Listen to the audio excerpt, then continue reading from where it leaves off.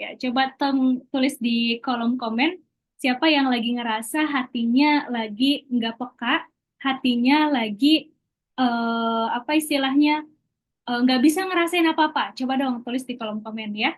Nah, ini meskipun teman-teman nggak on cam, boleh ya, apa namanya, terus diamati kolom komentarnya, karena dalam keberjalanan ke depan, saya akan banyak nanya-nanya. Saya akan banyak, apa namanya, ngomong-ngomong nih ya, biar saya nggak kayak ngomong sendiri, karena kita kelas online, apalagi malam. Ya, ini kan Sabtu malam. Sabtu malam tuh enaknya ngapain sih teman-teman, tidur ya? Nonton drakor. Ya udah berapa apa namanya series yang mau kita tamatin dari kemarin ya.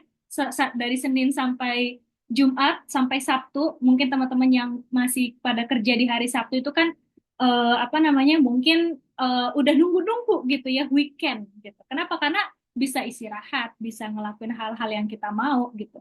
Tapi kita di sini masih mengorbankan gitu ya atau meluangkan gitu waktu kita untuk memperbaiki atau untuk mengejar untuk oh, ada rapat organisasi. Oke, siap, mantap ya, untuk memahami gitu agama kita, untuk memahami sebuah gejala yang selama ini kita rasakan gitu. Apa itu number ini tadi?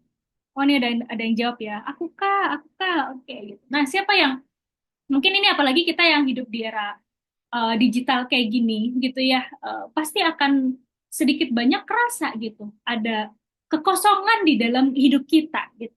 Nah, itu tuh apa sih gitu. Nah, ini ciri-cirinya apa? Contoh kesehariannya seperti apa Namhard itu? Ya, sholat tapi buru-buru, sholat tapi tanpa rasa. Kok udah rokaat kedua aja ya? Kok udah salam aja ya? Atau bentar, ini rokaat keberapa ya? Teman-teman siapa yang pernah ngalamin kayak gitu? Ayo jujur. Ayo jujur, apa namanya, pernah lupa ini rokat saya keberapa ya? Jadi pas mau berdiri tuh, ini tahiyat apa berdiri rokat ketiga bagaimana ya? Kayak gitu. Wah, sering. Ya Allah, subhanallah, kayak gitu kan ya. Em, Berarti harus harus apa namanya stay sampai akhir ya, kakak-kakak teman-teman semua. Senang, sedih, tapi kayak flat gitu. Maksudnya gimana? Maksudnya gini, mungkin di depan teman-teman kita gitu ya, teman-teman organisasi kita, teman-teman kantor kita, teman-teman kuliah kita gitu. Kita ketawanya kenceng banget gitu. Kayak happy aja kelihatannya, kayak nggak ada masalah, hahaha, gitu kan ya, ngobrol sama teman jalan. Tapi tapi sebenarnya di dalam sini tuh hampa gitu, di dalam sini tuh kosong, di dalam sini tuh apa namanya sepi gitu.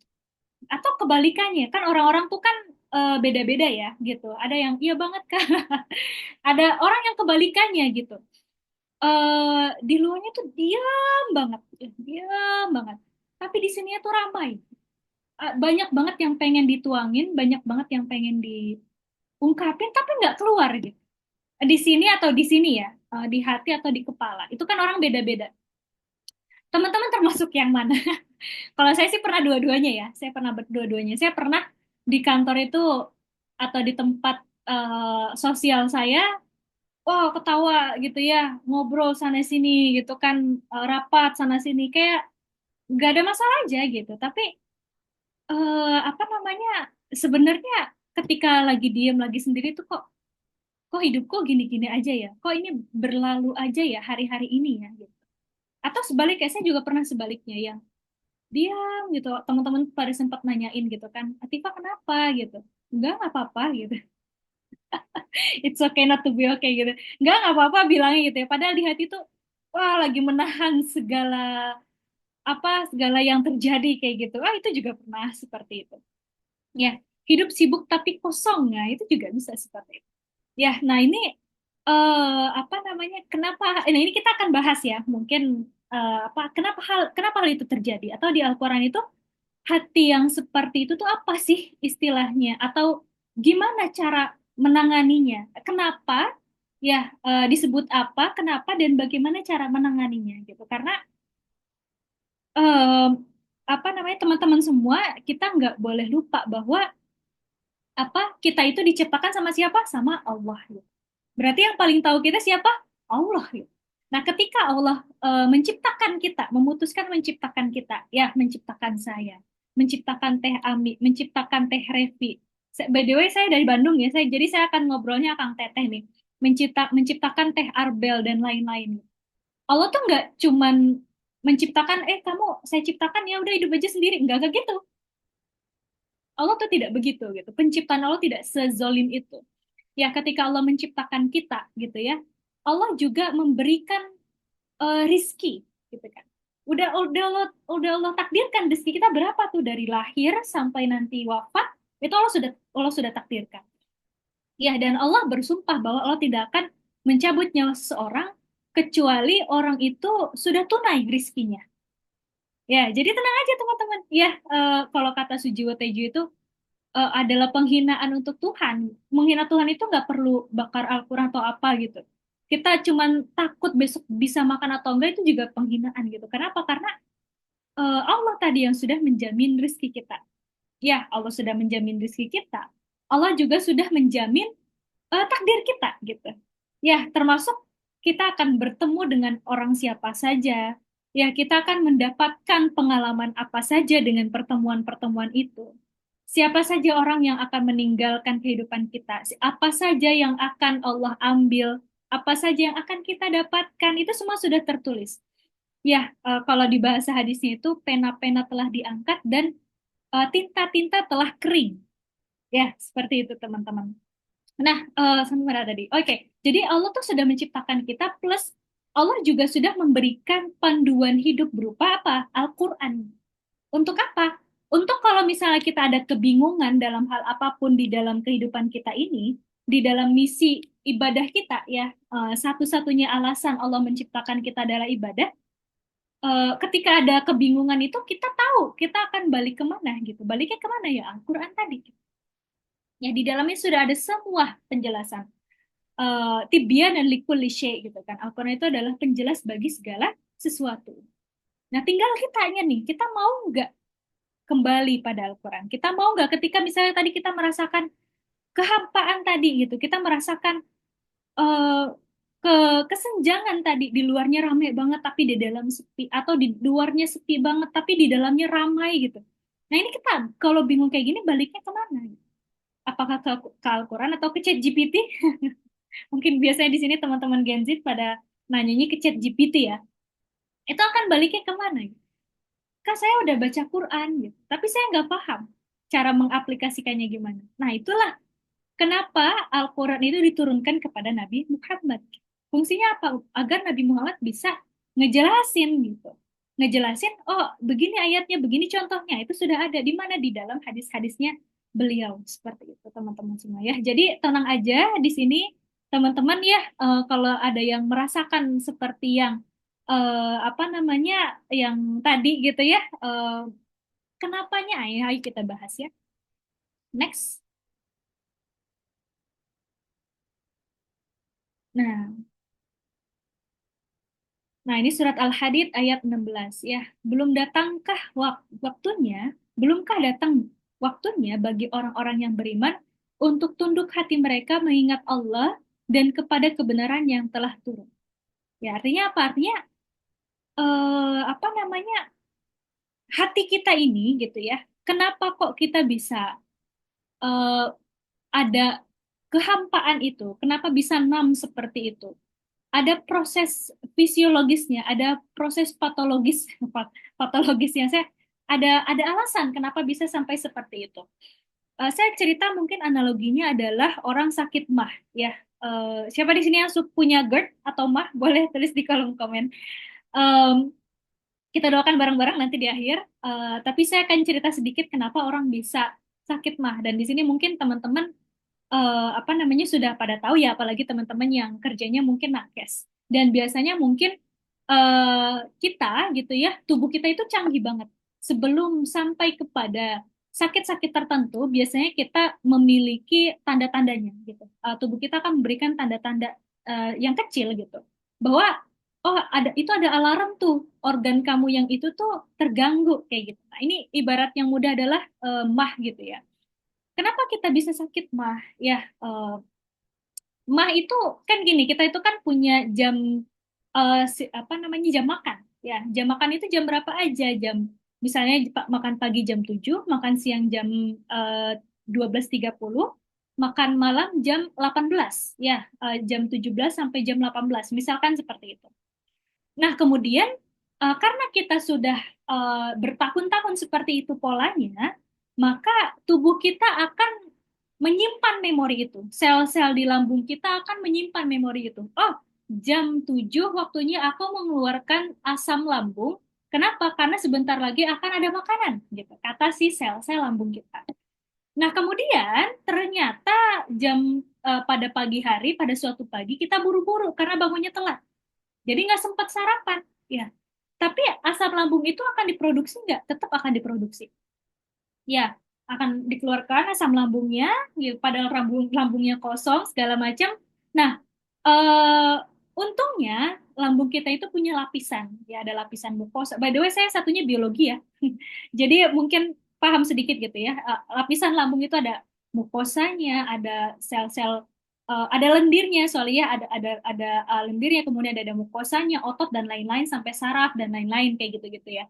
Nah, ketika misalnya kita telat makan, ya sekali dua kali gitu ya, maka asam lambung itu akan ditahan oleh apa lapisan-lapisan mukosa di lambung kita gitu. Hanya saja ketika itu terjadi berkali-kali, berbulan-bulan, bertahun-tahun, maka asam lambung yang pH-nya sampai 2 ini akan lama-lama itu mencerna apa? Mencerna sel-sel mukosa kita. Ya sehingga kadang tuh kita apa lagi mah ketika ketika telat makan kok perutnya sakit sampai melilit sampai pucat kayak gitu ya. Nah, itu sudah sampai GERD sampai mah kayak gitu. Ya. Nah, apakah langsung ke sel-sel mukosa itu rusak? Enggak, ya. Awalnya itu mungkin kita akan kayak ngerasa masuk angin gitu ya, kayak dadanya tuh panas dan lain-lain gitu ya. Sampai akhirnya nanti ketika itu terus-menerus berlangsung akan apa ya tadi merusak sel-sel mukosa kita gitu sehingga ada luka di lambung atau yang disebut dengan tukak lambung. Apalagi di situ sudah ada infeksi dan lain-lain kayak gitu. Nah, kemudian kalau ini terus-terus dibiarkan, ya kan ada orang-orang yang ah udahlah biarin aja, ah nggak apa-apa lah gitu, udah tahu mah, udah tahu punya tukak lambung, tapi tetap aja makanya tetap telat gitu. Ada orang-orang yang seperti itu. Akhirnya apa? Akhirnya lama-lama eh, apa luka lambungnya akan makin parah gitu. Ya, tidak hanya lapisan luar mukosa yang terinfeksi, tapi juga lapisan-lapisan yang lain gitu. Seperti apa misalnya lapisan ototnya, bahkan lapisan sarafnya. Ada teman saya yang beliau itu apa namanya sakit ya, sakit mah. Sakit mahnya itu sudah sampai tahap dia nggak makan pun perutnya nggak sakit. Nah itu sudah parah. Kenapa? Karena artinya sudah mati rasa. Si sel apa nih organ lambungnya itu sudah mati rasa. Dan itu sudah sangat bahaya sekali. Ya, karena kalau ada luka dan lain-lain nanti yang terjadi ya sudah tidak terdeteksi gitu ya ibarat. Nah, teman-teman semua, kita di sini ya hati kita itu juga seperti itu. Ya, hati kita itu selayaknya jiwa, selayaknya tubuh fisik kita, selayaknya akal kita itu perlu olah olah rasa, perlu olah iman, gitu. Perlu makanan ruh kita itu. Selayaknya lambung, hati kita perlu makanan. Ya, tapi kalau misalnya hati kita dibiarkan terus-menerus berpuasa gitu ya, nggak dikasih hak dia untuk memahami, untuk melihat, untuk mendengarkan ayat-ayat Allah, apa yang akan terjadi? Ya, pertama-tama mungkin kita akan sering merasa gelisah. Kita sering akan ngerasa ada yang kurang tapi apa ya gitu. Atau ada yang sampai insomnia gitu ya. Ada yang anxiety, depresi dan lain-lain gitu. Awal-awalnya mungkin hanya seperti itu gitu. Tapi ketika hal itu terus-menerus dibiarkan gitu ya, naudzubillah jangan sampai hati kita nantinya jadi benar-benar mati rasa gitu. Udah sebulan, 2 bulan, 3 bulan, setahun gak baca Al-Quran, gitu ya, gak zikir, ya gak doa, gak sholat. Kita biasa aja. Naudzubillah jangan sampai seperti itu. Nah itu berarti sudah tukak lambung stadium berapa itu kalau sudah seperti itu teman-teman semua. Ya, nah inilah yang perlu kita apa kita pahami gitu bahwa setiap apa titipan yang Allah berikan pada kita, misalnya jasad, fisik kita. Fisik kita perlu olahraga nggak? Perlu banget, gitu. Minimal itu seminggu 3 kali dan masing-masingnya 30 menit. Ya, jangan nunggu tua baru olahraga. Karena olahraga itu kayak preserve our body gitu. Jadi kalau usia 25 mulai olahraga rutin, maka tubuhnya akan stay di situ usia 25 itu gitu. Tapi kalau olahraganya usia 40 ya usia 40 itulah yang akan awet gitu teman-teman. Teman-teman di sini kelahiran tahun berapa? Boleh dong tulis di kolom komen ya. Kelahiran tahun berapa? Nah, kita lanjutkan lagi. Dulu mah, alhamdulillah sekarang udah alhamdulillah. Ya, by the way, puasa juga bisa jadi obat mah, tapi nanti ya kita akan bahas. Mungkin nanti ada tamu undangan dokter ya. Oke, boleh dong tulis di kolom komentar tahun kelahirannya. Oh, ada yang 2004, ada yang 90. Halo, 90, aku juga. Oh, 2003, 2007, Masya Allah. Itu masih Gen Z kan ya? Kalau Gen Alpha tuh usia berapa ya? Tahun 2010 kalau nggak salah Gen Alpha ya. 2011 sampai 2025. Iya, 25 kalau nggak salah ya. Tahun 2026 sudah masuk gen beta. Masya Allah ya. Wah, 2026, 2024. Ini pada muda-muda nih. Tim 90-an tos dulu. Kayak gitu. Nah, jadi gitu ya teman-teman. Apa namanya? Akal kita butuh olah akal nggak? Butuh. Emang olah akal itu apa? Belajar. Belajar itu adalah bentuk olah akal kita. Menulis dan segala aktivitas yang berkaitan dengan belajar ya. Kita dengerin podcast itu juga belajar. Podcast apa dulu nih? Ya podcast ya, podcast keuangan, podcast. Pokoknya yang belajar gitu, membaca, nulis itu juga termasuk belajar. Olah rasa, ya rasa kita perlu diolah nggak? Perlu juga. Ya, kita liburan, kita apa namanya latih relaksasi indera. Pernah dengar nggak relaksasi indera? Jadi relaksasi indera itu kayak misalnya kita melihat sesuatu dan mendeskripsikannya gitu. Kayak saya misalnya nih, saya melihat sebuah kertas warnanya putih dengan garis-garis kotak, kemudian ukurannya mungkin sekitar 20 kali 15 cm. Kayak gitu loh. Jadi itu deskripsi untuk olah rasa dari mata kita. Ya, ada olah dengar, ya dari telinga juga, ada yang dari peraba juga, ya kita meraba sesuatu dan mendeskripsikan itu tekstur yang kita raba itu seperti apa. Nah, itu rasa, itu juga perlu diolah. Ya, begitu juga dengan ruh kita, teman-teman. Ya, ruh kita itu makanannya apa? Ruh kita itu pulangnya kemana gitu.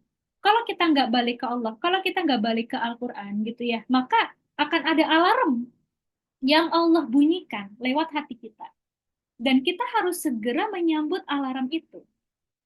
Ya, baik manusia itu dan ini alarmnya kepada semua golongan muslim ya. Baik golongan muslimnya itu apa namanya masih banyak ngelakuin dosa gitu ya.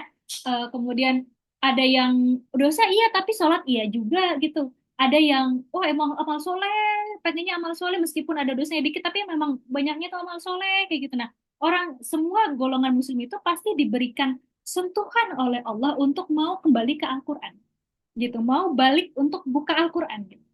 Ya, pernah nggak sih kalian kayak apa namanya tiba-tiba eh pengen buka Al-Quran gitu, nggak tahu pengen buka aja gitu, pernah nggak kayak gitu? Itu tuh adalah sentuhan dari Allah untuk, woi balik woi gitu. Ya, kok atau ngeliat konten lewat gitu ya, lagi scroll, doom scrolling gitu ya sama Allah. Ini anak doom scrolling mulu, ya udahlah dikasihlah salah satu FYP yang lewat di situ adalah tentang ceramah tentang Islam gitu ya, yang akhirnya astagfirullahaladzim tutup medsos, balik ke Al-Quran kan gitu. Itu juga sangat bisa terjadi. Nah, itu adalah itu adalah sentuhan dari Allah, adalah alarm dari Allah buat hati kita untuk tunduk, buat hati kita untuk balik ingat sama Allah, buat hati kita untuk balik kepada kebenaran yang telah turun. Apa itu Al-Quran? Ya. Nah, ini teguran. Ayat ini adalah teguran buat kita. Belum datangkan waktunya, belum datangkah waktunya bagi kita orang-orang yang beriman untuk tunduk hati mereka mengingat Allah dan kepada kebenaran yang telah turun, yaitu Al-Quran kayak gitu. Ya. Nah, ini dia. Jadi kenapa sih kok hati kita bisa Tadi ya, pertama mungkin ada alarm-alarm yang kita ignore. Ya, pertama itu. Kenapa hati kita bisa can't feel anymore gitu ya? Pertama mungkin ada alarm yang kita ignore. Kita nggak kasih ruh kita makan. Yang kedua apa? Di surat Al-Mutaffifin ayat ke-14 ya. Kalla bal rana ala qulubihim. Ya. Sekali-kali tidak, bahkan apa yang mereka kerjakan itu telah menutupi hati mereka. Jadi gini teman-teman, hati kita itu ibaratkan adalah bola bola putih ya. Bola yang putih yang sangat jernih. Setiap kali kita melakukan dosa, maka akan ada satu titik hitam ya yang menempel di hati kita. Misalnya hati kita gini ya, atau inilah saya punya bulan ada satu titik hitam. Tak, kita satu dosa akan seperti itu. Kita ngelakuin dosa lain, tak ada satu titik lagi. Ya, nah ini biasanya satu titik ini adalah dosa-dosa kecil yang kita kita nggak apa ya, yang kita abaikan, yang kita remehkan. Ya, dosa kecil itu tetaplah dosa. Ya, mau kita misalnya yang akhwat ini kan ini karena kita akhwat semua ya. Apa kita misalnya dari keluar kosan nggak pakai kerudung, padahal di depan ada tukang sampah, ada tukang apalah satpam segala macam. Nah, itu juga juga sebuah hal yang tidak boleh kita lakukan sebenarnya. Itu titik dosa. Nah, karena sudah kebanyakan dosa-dosa kecil yang kita lakukan, akhirnya apa? Akhirnya dosa itu atau titik hitam itu akan menutupi hati kita. Nah, inilah yang disebut dengan rana ala qulubihim. Ya, hati mereka itu tertutup. Tertutup apa? Tertutup dari dosa. Tertutup dengan apa? Dengan dosa. Sehingga apa? Sehingga lama-lama hati kita ini akan mati, mati rasa. Udah nggak kelihatan lagi cahayanya Allah. Udah nggak kelihatan lagi. Padahal sholat itu ada orang yang masuk Islam gara-gara sholat. Ada orang yang masuk Islam gara-gara puasa. Ada orang yang masuk Islam cuman karena ngelihat Al-Quran. Gitu. Ya, ada orang yang ketika kalian pernah lihat kontennya kemarin tuh kemarin-kemarin FYP gitu ya, lewat di FYP saya ada seorang homeless tuh apa homeless itu orang yang nggak punya rumah di Amerika. Dan di sana kan gencar ya dakwah Islam tuh gencar, jadi ada pameran gitu ya, ada Al-Quran yang numpuk. Bukan numpuk, ada pameran Al-Quran gitu ya, kemudian teman-teman Muslim di sana kayak ngebolehin orang-orang di sana yang tertarik sama Al-Quran untuk buka-buka Al-Quran kayak gitu. Ada seorang homeless datang, oh bajunya berantakan banget, jenggotnya udah nggak karuan gitu kan, dekil gitu kan, tapi dia nyamperin stand Al-Quran itu, kemudian sama orang Muslimnya tawarin gitu kan, bro gitu, bro mau lihat ini bro gitu, nggak apa-apa lihat aja gitu. Terus kata si orang homeless itu, no no no, I will wash my hand first gitu. Aku pengen cuci tanganku dulu gitu. Dia pergi cuci tangan gitu. Ya, kemudian dia balik dan apa namanya setelah balik diberikanlah dia baru mau memegang Al-Quran itu. Itu menyentuh hati eh, dai-dai Muslim yang ada di sana gitu. Kalian dengar nggak tadi dia bilang apa? Dia pengen cuci Qurannya, padahal kita nggak cuci Quran. Dia pengen cuci tangannya gitu ya, padahal kita nggak ngomong loh kalau Al-Quran itu harus bersih gitu. Itu apa? Itu bentuk orang menghormati Al-Quran. Jadi cuma ngelihat Al-Quran aja itu untuk orang-orang yang hatinya masih nyala itu akan tersentuh gitu. Ya. Nah, kita yang sholat setiap hari, yang ngelihat Al-Quran setiap hari gitu, kalau biasa aja melihat hal itu perlu dipertanyakan gitu. Saya, kenapa saya biasa aja ya? Itu harus harus ada hal seperti itu. Gitu ya, jangan-jangan tadi ada dosa-dosa kecil yang kita abaikan gitu, yang terus-menerus kita lakukan sehingga kita jadi hati yang tadi tertutup tadi itu. Ya, jadi hati yang sudah tidak peka lagi gitu terhadap sinyal-sinyal hidayah dari Allah Subhanahu wa taala. Kayak gitu. Ya, teman-teman semua. Nah, kemudian yang kedua, Az-Zumar ayat 22 ya. Maka celakalah mereka yang keras hatinya dari mengingat Allah. Hati yang keras adalah yang jarang mengingat penciptanya. Jadi ini yang juga perlu kita koreksi di dalam kehidupan keseharian kita. Dari mulai kita bangun pagi gitu ya sampai tidur lagi, itu yang lewat di kepala kita itu apa sih? Yang kita pikirin itu siapa sih? Apa tentang oh pekerjaan saya, karir saya, wibawa saya, apa namanya, eh, nilai saya mungkin, atau harta saya, bisnis saya, gitu, dan lain-lain. Jadi Allahnya nggak ada, gitu. Ya, Allahnya nggak ada. Padahal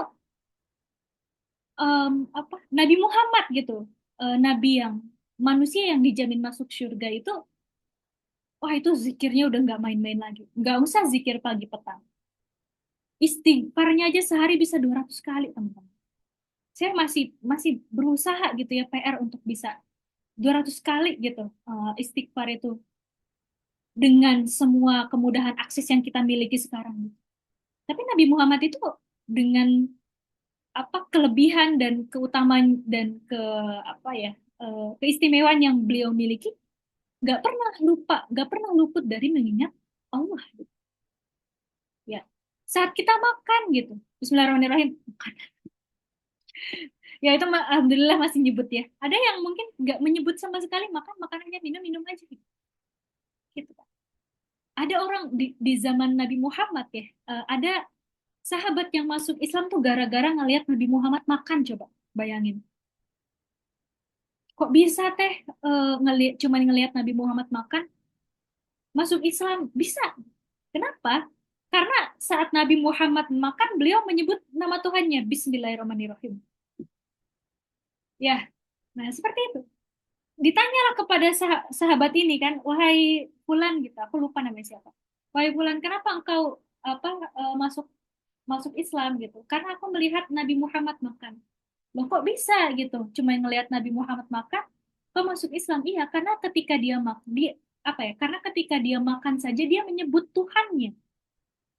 Bayangin, ya makan aja nyebut Tuhannya. Nah, kita di sini jangan mentang-mentang nggak ada teh doa memulai pekerjaan, nggak ada teh doa mulai ngedit video, nggak ada teh doa, apa namanya, mulai baca perpustakaan, nggak ada teh, jangan, nggak usah kayak gitu, nggak usah dibuat doa yang bahasa Arab kayak gimana, nggak gitu. Doa seperti bahasa kita sama Allah aja. Ya Allah, hamba pengen ya Allah, hamba mau memulai pekerjaan hamba hari ini. Hamba meniatkan pekerjaan ini tuh untuk ibadah hamba, untuk akhirat hamba, karena engkau yang memerintahkan hamba untuk mencari atau mengupayakan rizkimu. Hamba tahu rizki hamba tuh sudah engkau gariskan ya Allah. Tapi izinkan hamba memaksimalkan hari hamba, potensi hamba gitu, untuk beribadah padamu, untuk memaksimalkan rizki hamba. Semoga engkau memberikan yang lebih, keberkahan yang lebih pada pekerjaan hamba hari ini. Amin ya rabbal alamin. Kan gitu. Ya, selama ini kita bekerja, kuliah itu ingat sama Allah nggak ya? Gitu teman-teman semua. Ya, jadi reason yang kedua kenapa sampai ada hati yang enam itu adalah karena jarang ingat sama penciptanya. Yang ketiga, ya di surat Al-Baqarah ayat 10, ya fi qulubihim maradun fazadahumullahu maradun. Ya, ada orang yang hatinya tuh berpenyakit dan Allah menambahkan penyakitnya. Ya. Nah, kok bisa teh hati itu berpenyakit? Apa sih penyakit hati itu? Ada penyakit iri, ada penyakit dengki, ada penyakit hasad, ada penyakit sombong, ada penyakit syirik, ada penyakit nifak, dan lain-lain. Ya, itu adalah penyakit-penyakit hati. Kita ngelihat teman kita dapat nilai bagus, atau dapat apa, rezeki, atau dapat proyek, atau dapat pujian dari atasan mungkin. Wah, kita udah iri gitu ya ngelihatnya. Padahal itu adalah rezekinya dia, dan kita harusnya apa? Bersyukur gitu. Bersyukur kenapa? Kalau kita bersyukur, dan di momen itu kita berdoa sama Allah, ya Allah enak banget ya, atau ya Allah, dia dipuji sama bos. Semoga apa main nextnya aku juga mendapatkan penghargaan dari sisimu. Itu adalah sebuah doa yang tidak, sorry, itu adalah sebuah doa yang insya Allah terijabah juga, karena salah satu waktu terijabahnya doa yang sering dilupakan adalah saat melihat orang lain mendapat pengabulan doanya. Kan seperti itu, teman-teman. Dan ini perlu kita cek lagi, apakah ada sakit itu di dalam hati kita gitu. Ketika ngelihat teman kita sukses, ketika ngelihat teman kita happy, ketika ngelihat teman kita kontennya FYP banyak, apa yang kita lakukan gitu. Kalau kita tetap ngerasanya iri dengki tadi, wah, naudzubillah gitu. Berarti ada yang sakit di dalam hati kita ini. Ya, ini adalah salah satu kenapa hati kita menjadi keras atau tidak peka tadi. Ya, ada sakit, ada penyakit-penyakit hati. Nah, kemudian ini ada hadis yang sangat-sangat apa ya, bagus ya. Dan saya sangat suka banget baca hadis ini. Rasulullah bersabda, tiga perkara barang siapa yang ada pada dirinya, ia akan merasakan manisnya iman. Yang pertama adalah Allah dan Rasulnya lebih ia cintai daripada selain keduanya. Yang kedua, ia mencintai seseorang tidaklah ia mencintainya, kecuali karena Allah.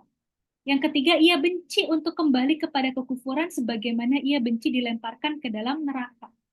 Ya, nah tadi gitu ya, yang kita sebut hati yang tidak peka, lawannya adalah hati yang peka. Hati yang peka itu adalah hati yang penuh ketenangan, hati yang penuh hikmah, hati yang penuh atau hati yang dekat sama Allah. Dia ada kalau kalau bahasa apa namanya bahasa HP-nya itu adalah hati yang fast charging. Ya, cuman baru baca satu ayat aja itu hatinya tuh sudah menangis. Udah wah bercucuran air mata gitu ya. Nah, itu fast charging berarti. Hatinya peka. Baterai health-nya masih bagus kalau iPhone-nya gitu ya. Baterai health berarti masih bagus. Ya, nah, tapi kalau tadi sebaliknya yang seperti yang tadi sudah kita diskusikan. Nah, ada orang-orang yang hatinya peka tadi. Gimana teh caranya? Nah, ini untungnya ya, hati kita itu adalah eh, apa namanya ciptaan yang sangat canggih. Kalau HP iPhone itu ya, kalau baterai health-nya itu turun, dia mungkin harus ganti baterai baru agar bisa 100%. Nah, kita manusia gitu ya, hati kita yang mungkin baterai health-nya itu 30%, 20%, bisa nggak sih teh naik? Bisa. Gitu. Gimana caranya? Nah, seperti yang Rasulullah sampaikan di sini. Ya, mencintai Allah dan Rasulnya daripada selain keduanya. Ya, teman-teman semua kadang-kadang tuh kita nggak sadar kalau kita mencintai hal yang lain lebih daripada mencintai Allah dan Rasulnya dan itu nggak boleh. Ya di ayat Al-Quran Allah bilang, wa minan nasi may yashri nafsahu bitigha amarat. Sorry. Bukan yang itu. Wa minan nasi may yattakhidhu min dunillahi andada yuhibbunahu kahubbillah. Ya dan di antara manusia ada yang mengambil tandingan-tandingan yang mereka mencintai tandingan itu kahubbillah sebagaimana mereka mencintai Allah. Nah, itu yang setara ya cinta kita pada Allah dan cinta kita pada yang lain itu setara aja Allah nggak mau, nggak boleh gitu. Apalagi kalau cinta kita itu lebih kan. Ya, akibatnya apa? Ketika kita mencintai orang lain atau sesuatu yang lain lebih daripada mencintai Allah dan Rasulnya, nah kita akan nauzubillah akan di apa ya? Akan diambil, akan disingkirkan yang kita cintai itu. Akan direbut paksa, akan dicabut, akan dihancurkan, akan dipatahkan sama Allah. Agar kita nggak salah jalan. Ya, kalau kita terus-menerus dibiarkan sama Allah mencintai yang lain lebih daripada Allah dan Rasulnya, itu kan bisa berbahaya untuk akhirat kita. Gitu. Ya, jadi dicek lagi siapa yang paling saya cintai, siapa yang atau apa yang paling saya bela-belain. Ya, saya punya cerita dulu Ustadz saya eh, apa namanya beliau sekosan waktu masih kuliah ya, apa sekosan sama temennya. Kemudian temennya ini apa waktu itu kan di Salman ada apa namanya ada kajian kayak gitulah ya. Nah kemudian diajak lah, yuk kita kajian yuk gitu. Oh nggak mau ah, bla bla bla bla bla gitu kan. Nggak mau terus susah banget diajakin apa ke Salman. Padahal dari kampus ke apa Salman kan cuma nyebrang gitu kan. Sampai kemudian apa namanya someday temennya ini sakit, teman sekosannya ini sakit gitu kan. Sakit, demam, nggak berangkat ke kampus gitu. Nah, kemudian waktu itu maghrib lagi ngumpul lah di apa di ruang tengah gitu ya anak-anak kosan cowok-cowok gitu kan. Kemudian apa temen yang lagi sakit ini udah mulai apa eh, keluar gitu ya tapi masih sakit. Kemudian ditelepon sama doinya gitu kan, sama crushnya. Bisa nggak jemput? Aku nyampe di kereta jam segini, bla bla bla, jam 2 malam, coba bayangin. Nah, aku lagi sakit, bla bla bla bla gitu. Wah, gitu ya. Akhirnya, oke deh di apa? Oke deh bisa jemput kayak gitu. Ya, dan ternyata benar teman-teman, jam 2 malam coba bayangin. Bisa tuh ngejemput apa ke kos ke apa ke stasiun yang notabene jarak dari kosan ke stasiun lebih jauh gitu daripada yang apa dari kampus ke masjid gitu kan. Nah, itu artinya apa? Artinya ada hal yang itu yang kita bela-bela. Saya kenapa ambil analogi itu karena itu analogi yang paling mudah untuk melihat apa ya yang paling kita bela-belain gitu. Ketika waktu menghimpit, ketika kita lagi nggak punya apa-apa, kemudian kita masih berusaha untuk memperjuangkan itu, itulah yang kita bela-belain. Itulah ilah kita. Itulah yang paling kita cintai. Dan harusnya itulah Allah dan Rasulnya bukan yang lain. Kayak gitu. Ya, yang kedua nih, masih tentang cinta juga. Ya, ia mencintai seseorang tidaklah ia mencintainya kecuali karena Allah. Ya, aku mencintaimu karena Allah ya gitu. Nah, itu artinya apa ketika kita mencintai seseorang karena Allah? Berarti kita tidak akan melanggar sesuatu yang Allah tetapkan.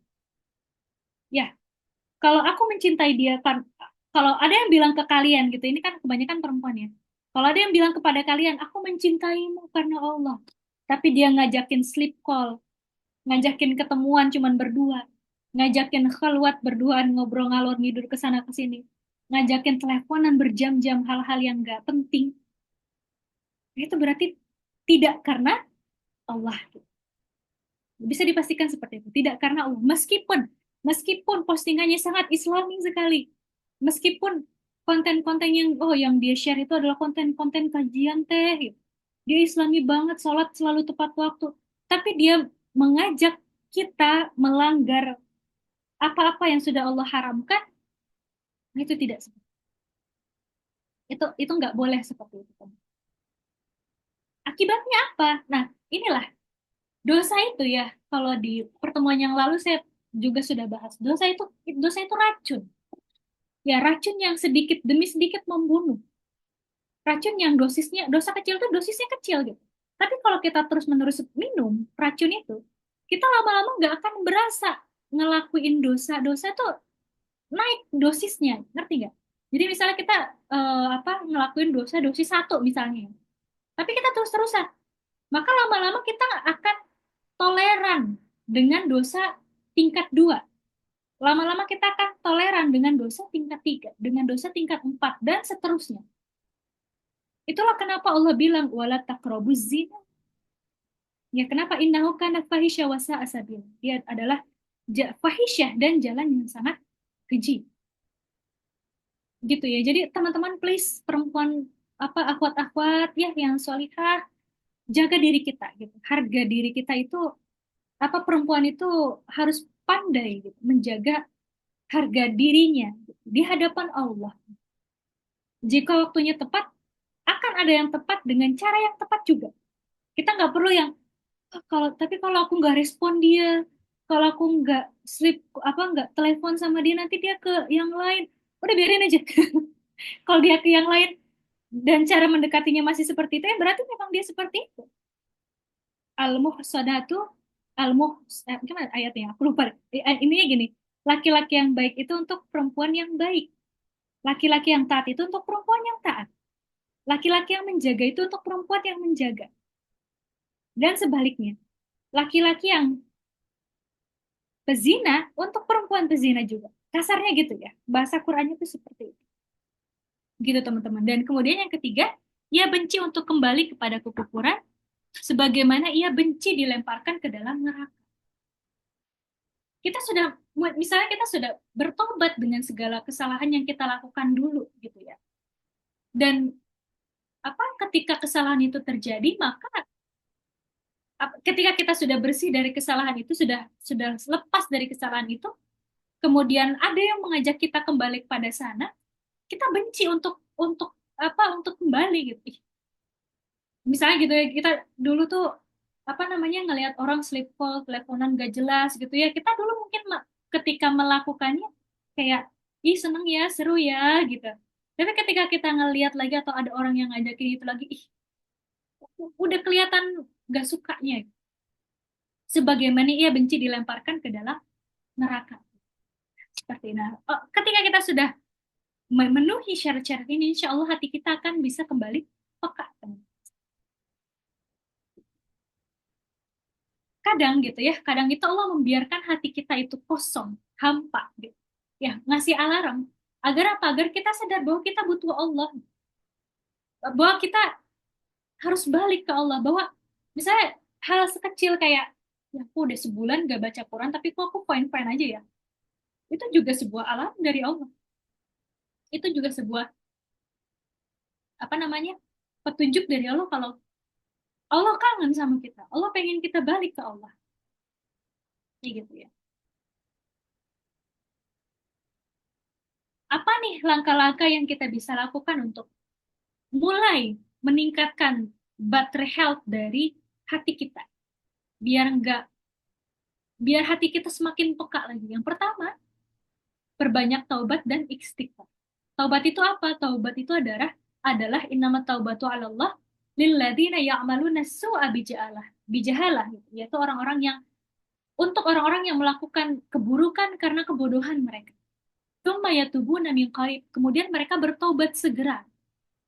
Tapi taubat itu bukan agenda seumur hidup sekali. Taubat itu bahkan setiap hari. Bahkan sehari itu kita berkali-kali. Ya, hafal doa setelah wudhu. Nah, itu kan di situ ada doa taubat juga. Ada syahadat juga. Kenapa? Karena Allah tahu gitu. Kita harus terus-menerus dibersihkan. Ya, kemudian yang kedua kembali kepada Al-Quran. Ya, bacalah Al-Quran meskipun cuma satu ayat sehari. Bacalah Al-Quran, berinteraksilah dengan Al-Quran meskipun cuma buka.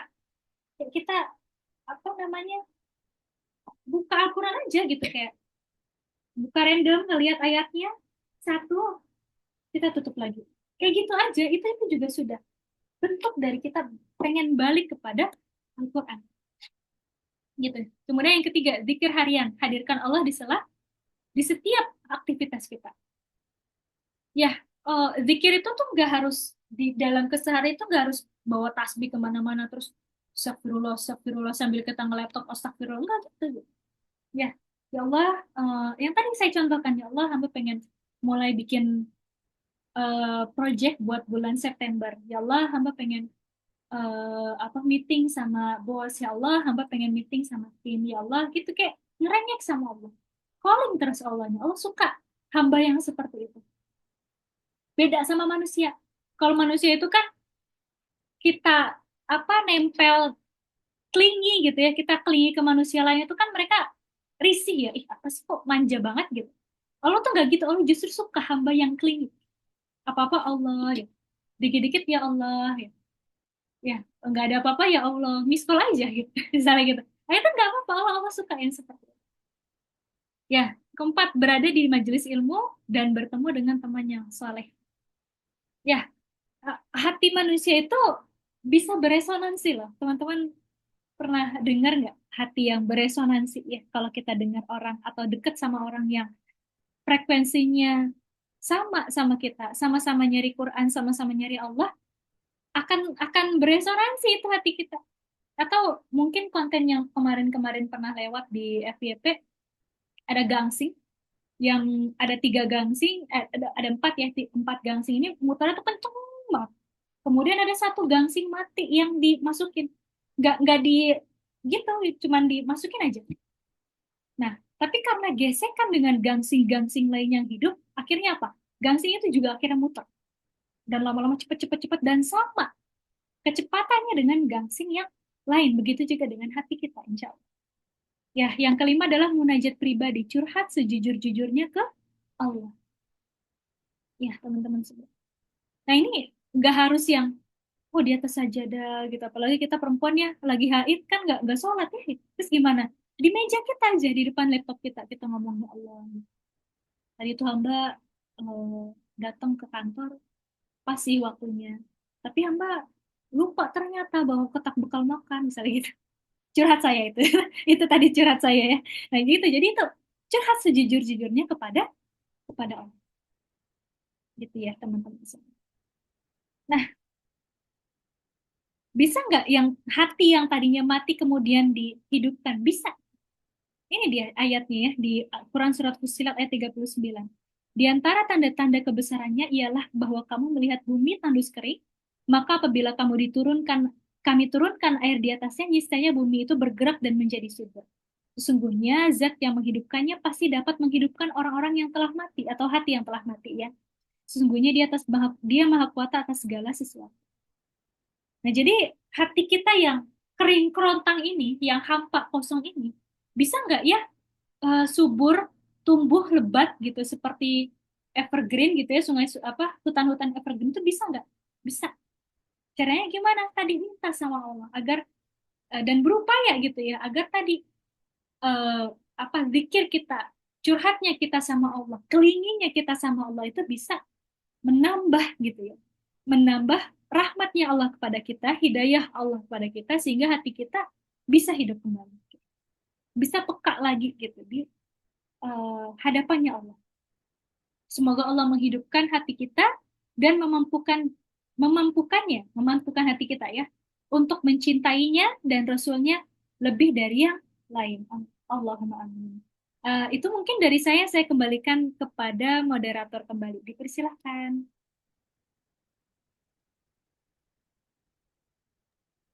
Ya, baik. Masya Allah, Alhamdulillah. Jazakillah khairan kasiran kepada Teh Atifah ya atas penyampaiannya yang luar biasa sangat relate dan dekat ya dengan kita yang mungkin sering banget gitu ngerasa hampa, ngerasa kosong. Nah, boleh nih udah ada yang raise hand ya di sini Rashid Nur Hadi. Boleh teman-teman yang mau bertanya bisa diketik di kolom komentar atau raise hand ya. Nah, tadi yang pertama itu Rashid Nur Hadi ya untuk Rashid Nurhadi, silahkan boleh bertanya. Assalamualaikum warahmatullahi wabarakatuh. Waalaikumsalam. Sebelumnya suara saya terdengar nggak ya? Terdengar masuk aman. Sebelumnya perkenalkan nama saya Rashid Nur Hadi dari Bogor. Eh, Begini, tadi kan Ustazah menjelaskan kita itu harus curhat ke Allah gitu ya. Tapi terkadang, terutama di daerah saya ya, itu banyak anak-anak muda, terutama mahasiswa-mahasiswa, setelah sholat itu, setelah salam itu langsung bubar gitu, langsung kabur gitu, tanpa berdoa dulu, tanpa curhat dulu sama Allah itu. Fenomena ini sering gitu, saya lihat itu. Itu gimana ya, ya tentang hal seperti itu menurut Ustazah? Mohon Ya, penjelasannya. baik. Baik, Kang Rashid. Langsung saya jawab saja, Amin. Boleh langsung dijawab aja. Oke. eh Siapa di sini yang pernah kayak gitu? Coba tulis di kolom komen siapa yang pernah seperti itu. Ya, em, apa namanya? Kalau kalau di buku buku apa ya? Itu karangan Kiai apa Miftah Farid ya, eh, menyebutkan salah satu waktu mustajabnya doa dan ada hadisnya juga diriwayatkan di situ bahwa salah satu mustajabnya doa itu adalah ketika selesai sholat fardu.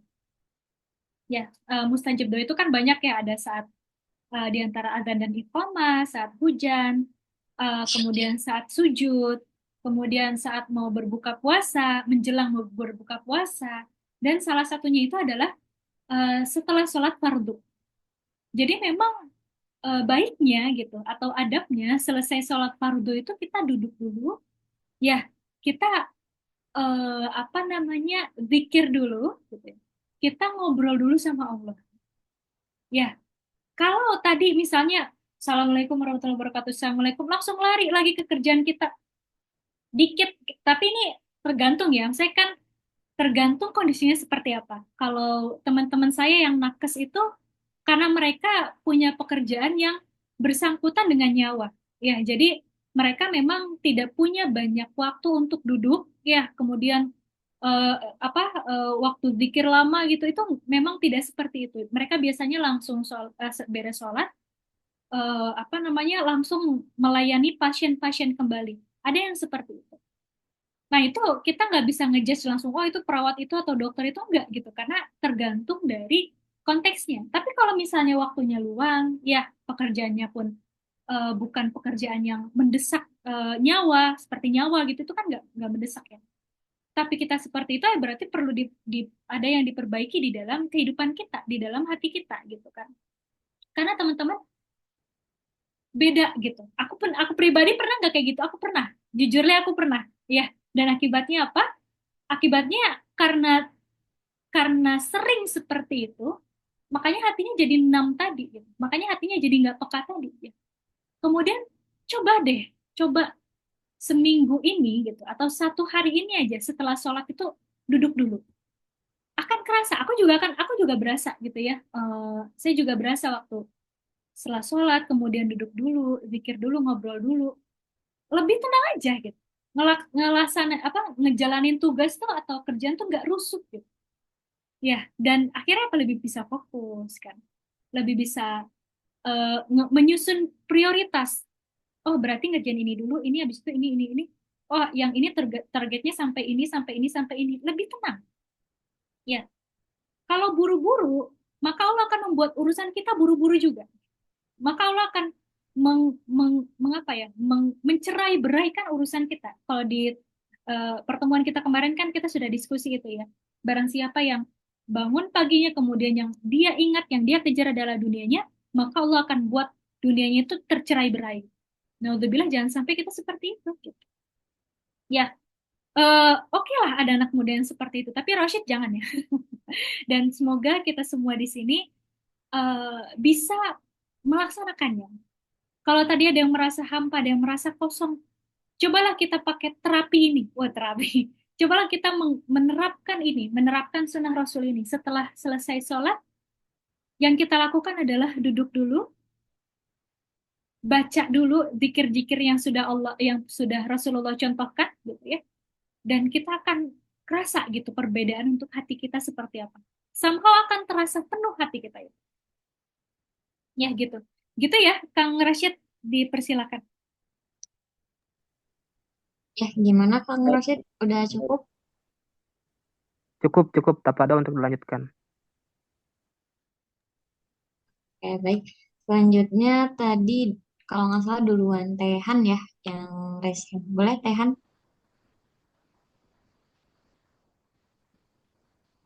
Baik, apakah suara saya terdengar jelas?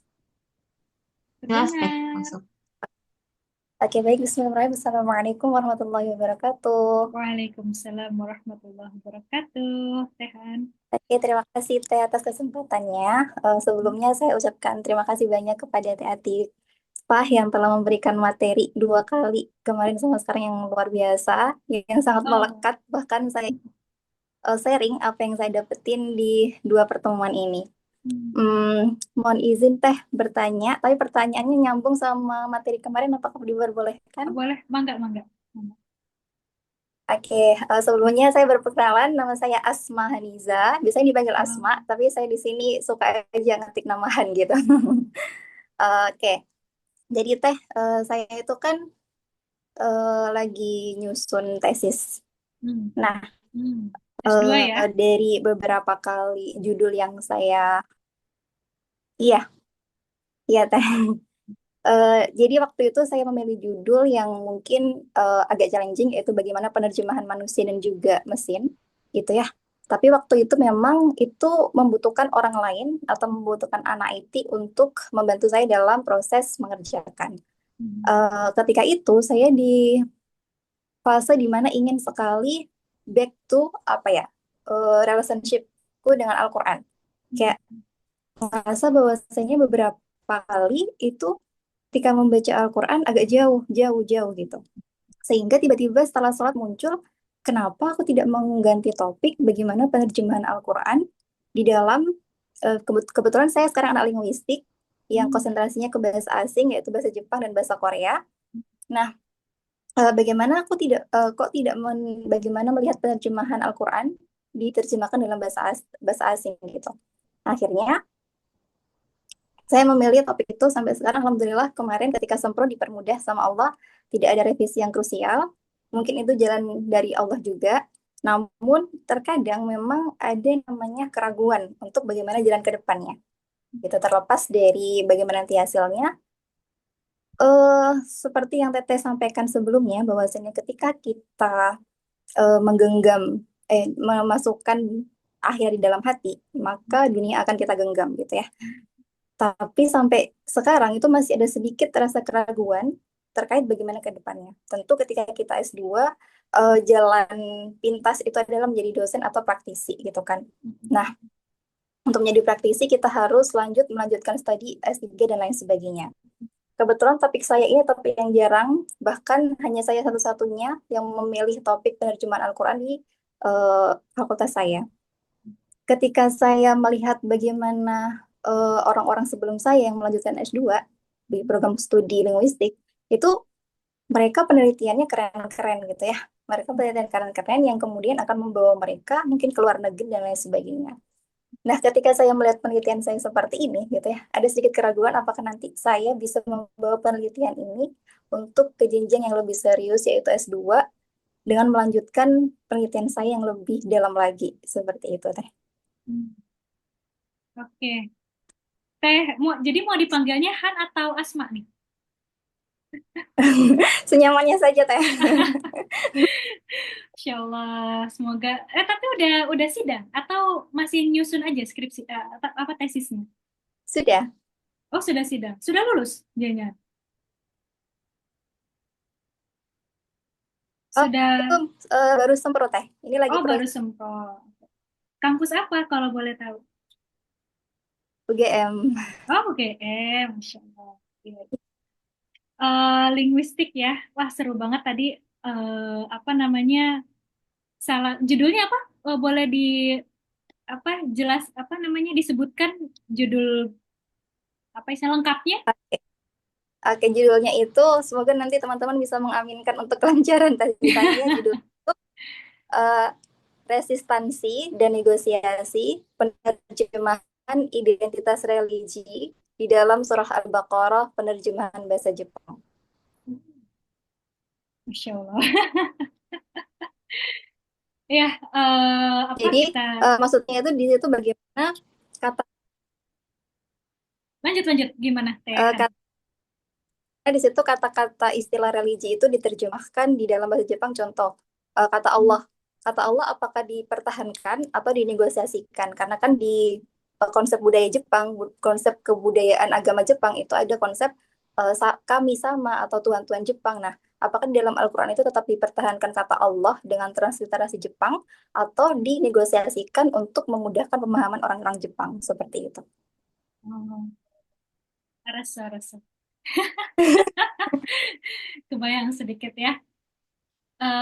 Masya Allah, teman-teman semua kita sama-sama doakan ya, semoga tesisnya Tehan, saudari kita ini dimudahkan sama Allah, diberikan kelancaran sampai lulus ya, dan semoga menjadi tesis yang banyak membawa manfaat gitu, baik untuk Tehan ya, baik untuk Tehan maupun lingkungan ya, apalagi khususnya untuk Islam dan lain-lain kayak gitu ya. Amin ya rabbal alamin.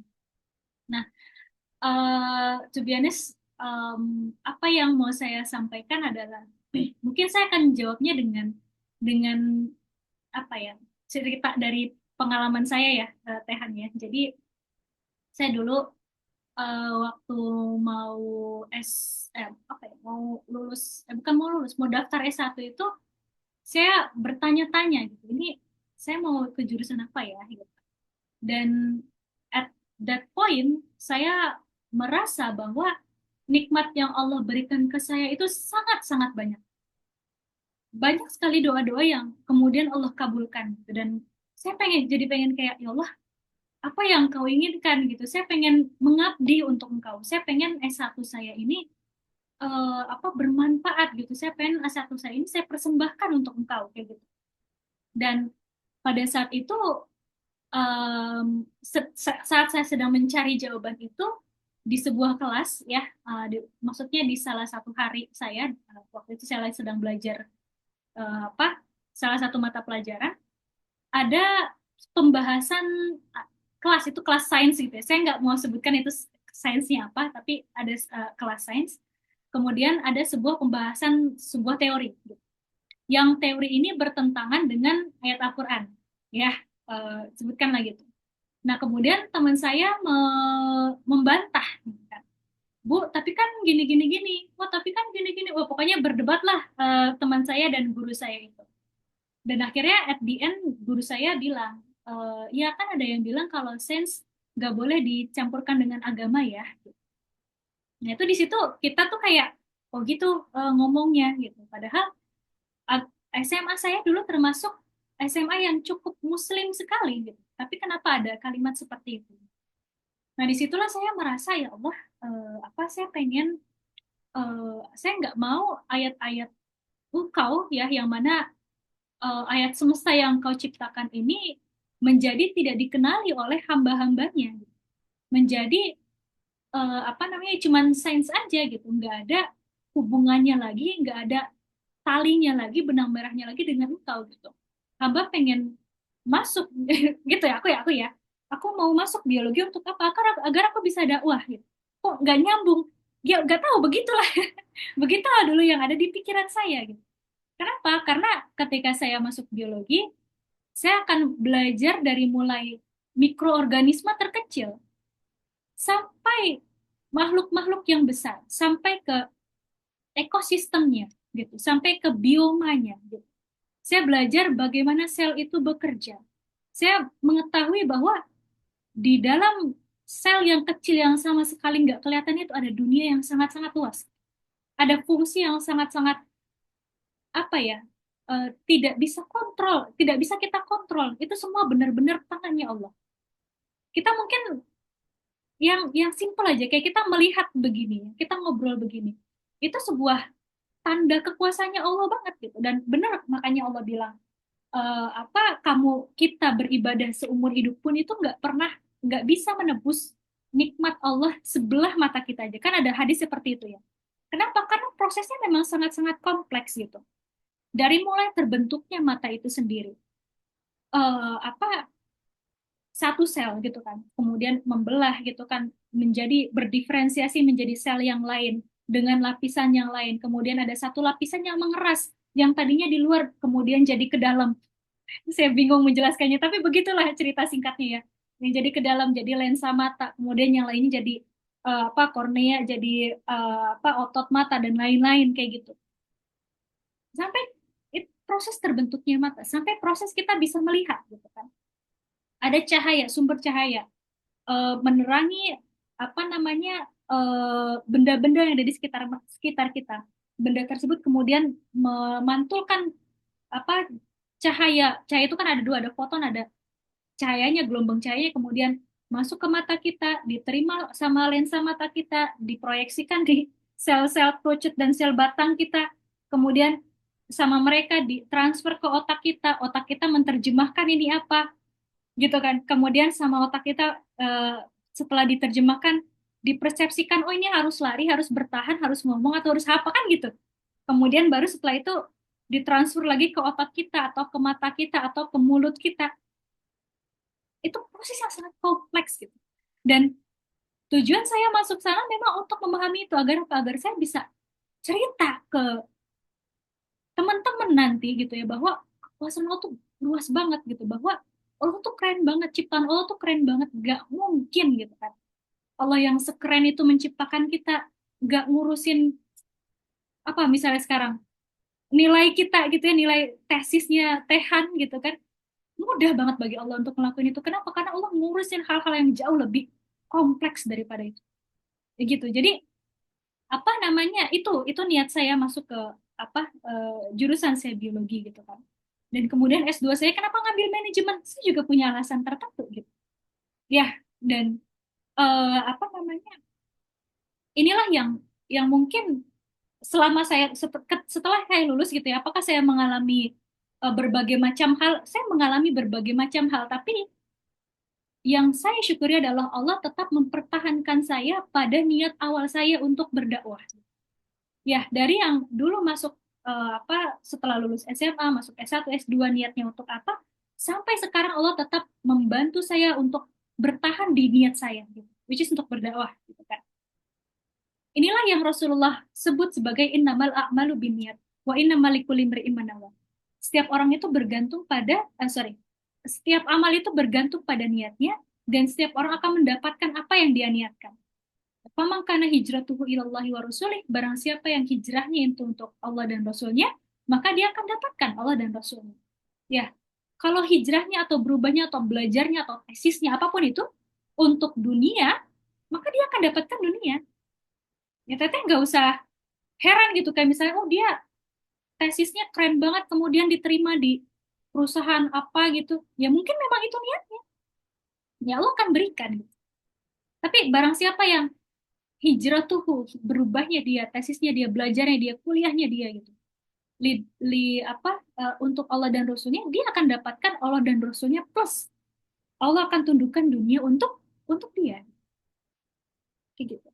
Tapi tadi gitu, pamangkana hijratuhu lid dunya yang sibuha au imrotin yang kihuha fa hijratuhu ila mahajura ilaih. Kalau kalau dia niatnya berubahnya, belajarnya itu hanya untuk dunia, maka dia hanya mendapatkan dunia itu saja. Allah dan Rasulnya enggak dapat. Padahal sama-sama capek, ya enggak? Kan Tehan tesis. Capek enggak? Capek, saya yakin. Begadang enggak? Begadang, saya yakin juga. Ya gitu, itu apa, saya jadi ingat saat-saat tesis dulu ya. Ya jadi gitu kan. Panik nggak? Pasti panik juga gitu. Cuman mereka juga panik, kita panik. Mereka capek, kita juga capek. Tapi alangkah lebih capek kalau kita cuma ngejar dunia saja. Alangkah lebih baik gitu ketika yang kita kejar adalah Allah dan Rasulnya. Ya, Tehan ketika memilih apa namanya judul tesis itu, penelitian itu pasti punya niat di dalam hati kan. Ya, pengen pengen apa gitu kan. Mungkin boleh nggak teh saya berniat juga untuk semoga dengan ini saya bisa pergi ke Jepang, berdakwah di Jepang, misalnya kayak gitu ya. Ya, kan bisa punya niat seperti itu, Allah akan tunjukkan gitu. Udah percaya aja gitu. Kayak, kalau kalau memang ragu gitu ya, jadilah seperti Ibrahim. Maksudnya gimana tuh? Jadi Nabi Ibrahim itu pernah berdialog sama Allah gitu. Nabi Ibrahim bilang gini, Rabbi arini kaifa tuhyil mauta. Ya Allah, tunjukkanlah padaku bagaimana engkau menghidupkan yang mati. Kemudian eh, Allah ber Allah bilang, Allah jawab, qala awalam tu'min. Kamu nggak percaya gitu kalau bahasa kitanya kan. Kamu nggak percaya Ibrahim. Kemudian kata Ibrahim, qala bala. Oh, mau percaya ya Allah, percaya banget banget. Walakin liyatma'inna qalbi, tapi aku pengen menenteramkan hatiku. Gitu. Kemudian Allah bilang, qala fakhud arba'ata minat tayri fasurhunna ilaika summa ja'al ala kulli jabali minkunna juz'a. Kemudian Allah bilang, ambil burung. Burung itu potong, sembelih, potong jadi 4 bagian. Kemudian letakkan bagian itu di 4 gunung yang berbeda. Ya, kemudian kamu tepukkan tanganmu, ya, untuk memanggil burung itu, maka burung yang sama itu akan Allah satukan kembali dan akan datang kepadamu. Gitu. Ya, buktikan aja teh. Gitu. Kalau misalnya masih ada keraguan gitu ya, tantangin aja ke diri sendiri. Oke, gitu. Masih ragu, ngomong sama diri sendiri ya. Masih ragu, ayo kita buktiin. Ayo, siapa takut gitu kan gitu. Ya ya Allah, apa hamba niatkan tesis ini untuk apa-apa-apa gitu ya. Hamba Rasulmu bilang begini. Ya, Nabi Muhammad, manusia yang sangat engkau cintai, bilang begini. Ya Allah, eh, kuatkan hatiku, teguhkan hatiku untuk mencari hanya ridhomu dan tundukkan dunia itu untuk misalnya gitu. Ya, nggak apa-apa gitu. Apa? Bukan nantangin, apa istilahnya ya? Buktikan aja gitu. Gitu. Itu mungkin ya, mangga dipersilahkan. Udah jam segini ya, astagfirullah.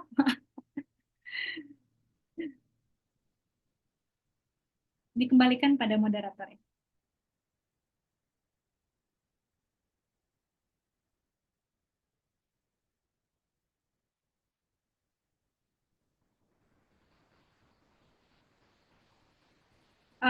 Kita satu lagi aja ya. Tehan gimana? Ada respon? Semangat.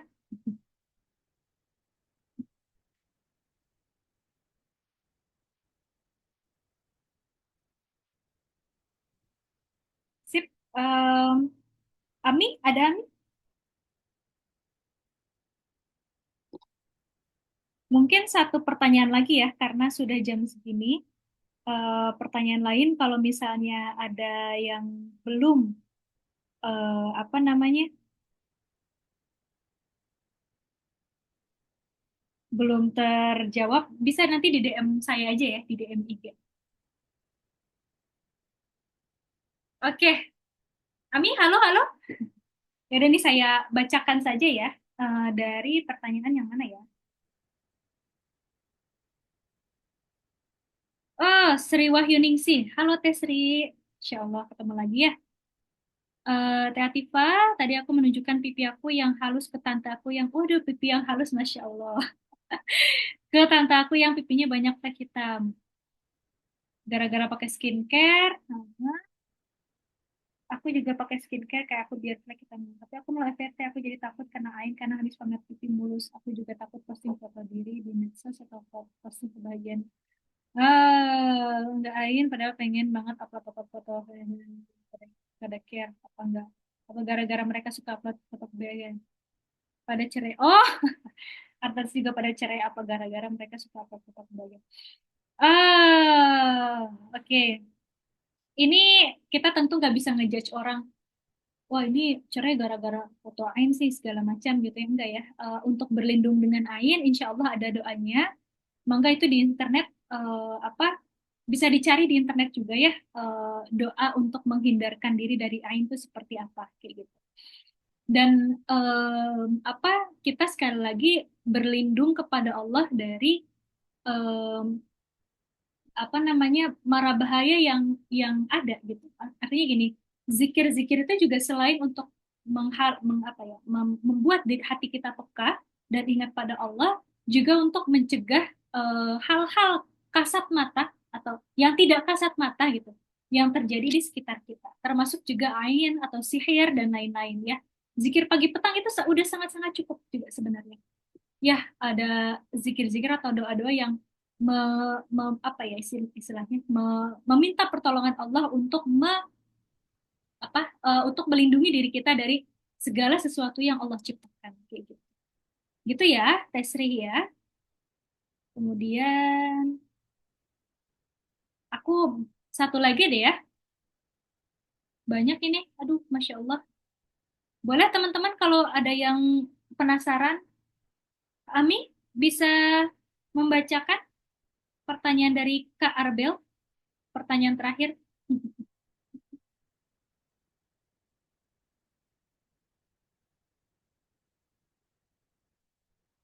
Ya, suara aku masuk gak Teh? Masuk, masuk.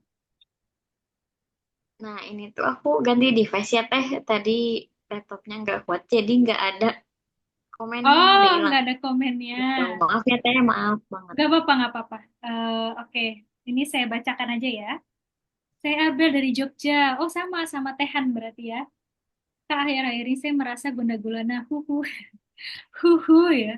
Jadi gini Kak, bagaimana ya caranya mengontrol hati agar tidak mencintai yang lain selain Allah secara berlebihan. Tapi nggak munafik rasanya kalau sebenarnya juga berharap, meskipun dalam doa sudah bertawakal.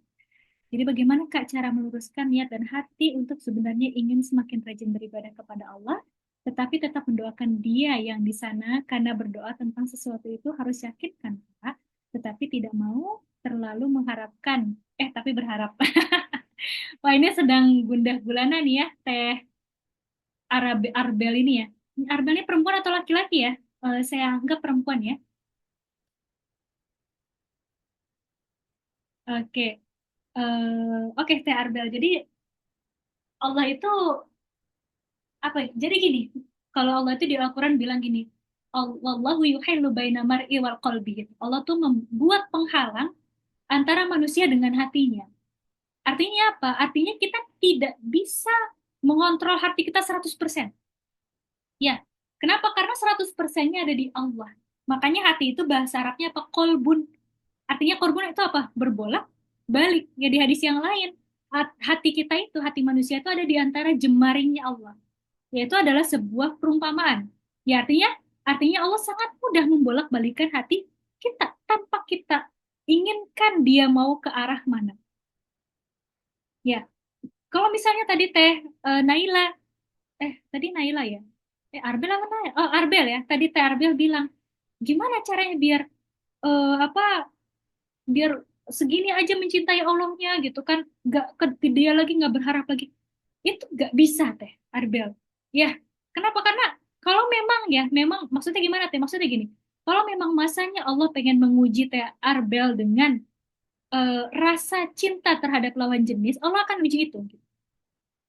Ya, tapi kita tetap punya kontrol di fisik kita gitu. Kita memang nggak sepenuhnya bisa mengontrol hati kita, suka sama siapa gitu kan ya. Nggak usah berharap lagi gitu, itu memang sulit untuk mengontrol itu. Tapi kita tetap punya batasan di fisik. Ya, artinya apa? Artinya kita tidak melanggar syariat Allah secara fisik. Kita nggak berusaha pacaran, kita nggak berusaha mendekati, kita nggak berusaha wah segala macam gitu kan ya. Kecuali hubungan yang memang Allah halalkan, yaitu ke arah pernikahan. Tapi selain itu tidak boleh. Ya, hubungan ikhwan akhwat selain itu kan tidak ada, gitu kan.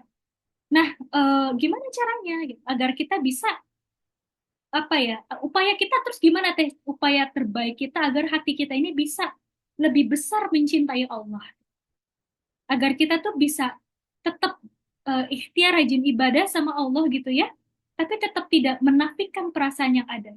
Kita minta pada zat yang menguasai hati kita secara penuh. Siapa? Allah gitu. Ya Allah, wahai zat pemilik hatiku gitu, tolong condongkanlah hatiku untuk selalu ya untuk lebih mencintaimu daripada apapun, daripada makhluk-makhlukmu yang lain gitu. Hamba tidak menafikan adanya perasaan ini ya Allah, tapi jika perasaan ini malah membuat hamba jauh dari Engkau, ya Allah enggak, aku enggak mau hal itu terjadi. Misalnya kayak gitu. Ya, berdoalah mintalah pada zat yang memiliki hati kita secara penuh. Agar apa? Agar tadi gitu. Ya karena kita memang nggak bisa menguasai hati kita gitu. Kita nggak bisa kontrol dia gitu. Mau gimana lagi? Gitu, Teh Arbel. Kebayang nggak maksud saya seperti apa? Ya, gimana cara meluruskan niat hati untuk semakin rajin beribadah? Kita minta sama Allah, ya Allah, luruskan hati hamba, niat hamba ini hanya untuk Engkau saja ya Allah. Tapi Teh, masih ada harapan, masih ada apa namanya penasaran sama dia gitu kan, masih ada harapan pengen sama dia. Doakan juga nggak apa-apa kalau memang sama dia ya nantinya akan membuat aku lebih dekat sama Engkau, maka dekatkan. Tapi kalau enggak ya Allah, lebih baik jangan, misalnya kayak gitu. Itu bisa seperti gitu ya, Teh Arbel ya, mangga direspon. Apalagi lagi butterfly era, benar-benar banget. Nggak bisa dikontrol, susah gitu. Menasihati teman yang sedang bucin itu adalah hal yang itu kayak ngomong sama tembok, karena saking tidak bisa, ya memang lagi diuji sama Allah mau gimana gitu. Ya mangga dikembalikan kepada moderator ya. Ya, baik. Masya Allah, Alhamdulillah. Untuk sesi tanya tanya jawabnya kita cukupkan. Kalau misalnya nanti teman-teman ada pertanyaan lanjutan, boleh nanti hubungi ke Instagram Teh Atifah mungkin ya barangkali. Atau ke Instagram berteman Quran, begitu ya. Oke, baik. Alhamdulillah kita sudah di penghujung eh, acara kajian malam ini. Dan alhamdulillah teman-teman di sini antusias juga ya untuk mengkaji ilmu. Dan seperti yang tadi Teh Atifah sampaikan di awal bahwa barang siapa Allah inginkan kebaikan baginya, maka Allah akan pahamkan baginya tentang din atau agama gitu. Berarti artinya teman-teman di sini Allah ingin kebaikan gitu ya untuk teman-teman di sini sehingga Allah gerakkan hatinya, Allah gerakkan tangannya untuk mengkaji ilmu bersama. Mudah-mudahan tadi apa yang disampaikan oleh Teh Atifah dan didiskusikan bersama-sama tadi bisa menghidupkan kembali gitu ya hati kita.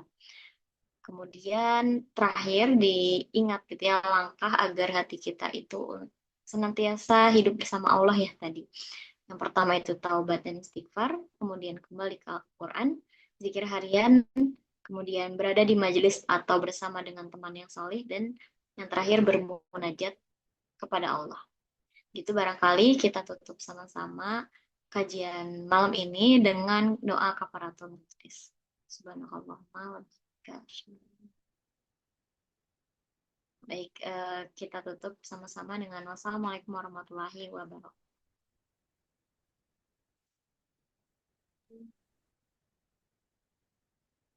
Sama-sama. See you next month.